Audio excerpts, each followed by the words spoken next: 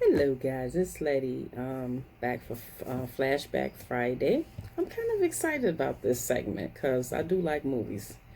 So for today's flashback, as you read in the title, that I will be reviewing Karate Kid 3, and I'll put the poster here.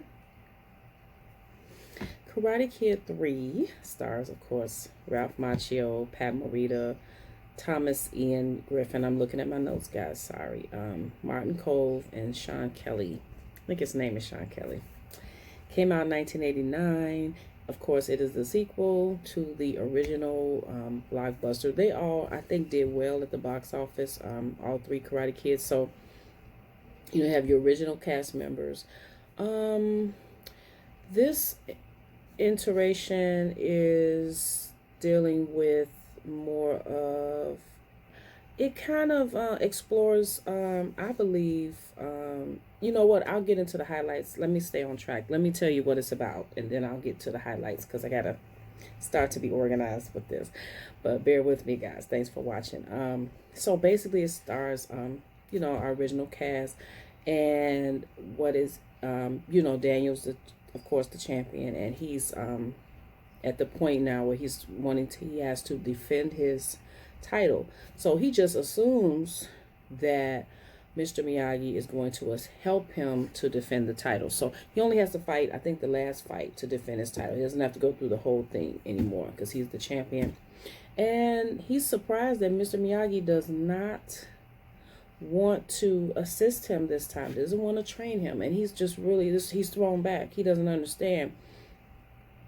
Mr. Miyagi is a person of very high standards and morals, and he doesn't like to fight, even though he's very good at it.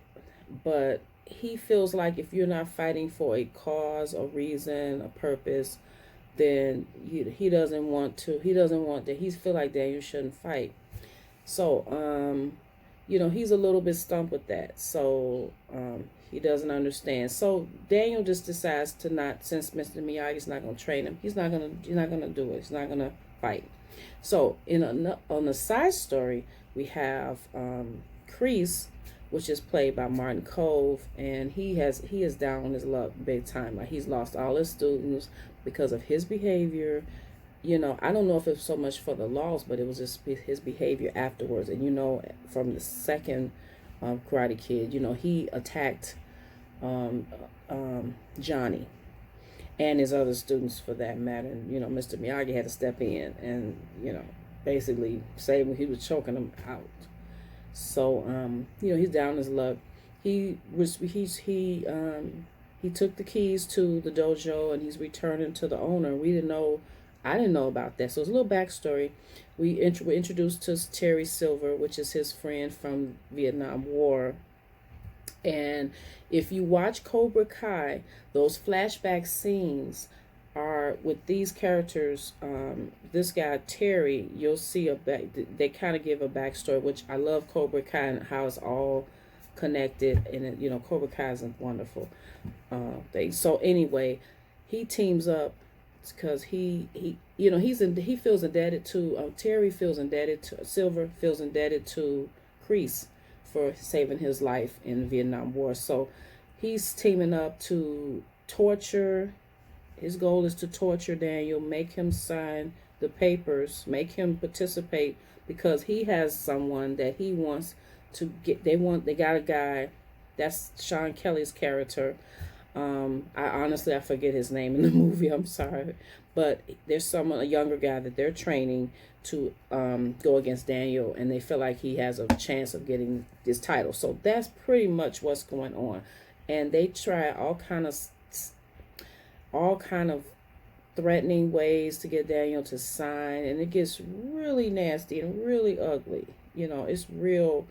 This guy Silver is something else.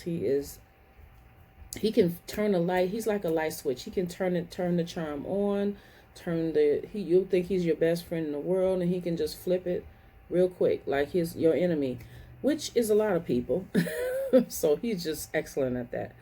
So that's pretty much what Karate Kid 3 is about. Now, I wrote down some highlights of the movie. I do like this movie. I am endorsing it. Daniel goes to a dark place in this sequel. Now, because Mr. Miyagi is not training him, he unfortunately is maybe forced to, not forced, but he chooses to be trained by Silver, mortal enemy, right? So he gives him, he has these techniques where he's actually hitting a board of wood, and Daniel comes home with bloody knuckles, bloody arms, bloody this, bloody that, and Mr. Miyagi already know what's going on, even though he tries to lie about it. So anything to torture Daniel, because he's mad about what he feels they did to his friend. So, and really his friend did it to himself. But so he goes to Daniel, because of his, I think because of Silver's kind of influence. Daniel is in a nightclub one time, and he just hits this guy in the nose. And we all know Daniel. Daniel's a nice guy. Daniel's a sweet person, and he kind of dips over into that negative, that dark side for a little while. It kind of reminded me of not necessarily about Darth Vader and the Emperor, but it was just like, oh, they had there was a little influence there. So Daniel, but the thing about Daniel pulled himself back and was like, wait a minute, So there's some interesting character development, and we're exploring different things about Daniel that we didn't see before in previous videos. He's pretty much been a good guy the first two Karate Kids. So this is the first time we see a side of Daniel we don't like. And that's because of the influence of Terry Silver, which I hope he comes back to Cobra Kai, just a side note. So my second highlight is this movie has a kind of the female character, the love interest. She's kind of a weak character. I don't think it's not a bad character, but she's not developed enough. Like, we know she has an ex-boyfriend, and it's just not really, what about the ex-boyfriend? And, we know she climbs trees. She climbs mountains, and that is relevant later on in the movie. But she's just not, to me, interesting. She's nice. She talks some sense into Daniel. She's someone to cry on his shoulder, because he don't have anybody right now at this point. He's been so nasty to Mr. Miyagi. It's like, oh. So she's kind of that voice of reason, but I just feel like she's a weak character. But she's not I don't hate her. It's just she just kind of not, it's underdeveloped character. So that was just one thing I thought. And then I was thinking, oh my gosh, do they have 3 villains because this is the third Karate Kid? I told my daughter that, and she just laughed. I said, because you really have 3 main villains. You got Kreese, you got Silver, and you got the guy that they're training to go against Daniel, which honestly his name escapes me right now, but I think his real name is Sean Kelly. So anyway, guys, that's all I have. This is a real quick video. I really do, and I did enjoy Karate Kid Part 3. It kind of jumps right off, and you can see some of what Cobra Kai.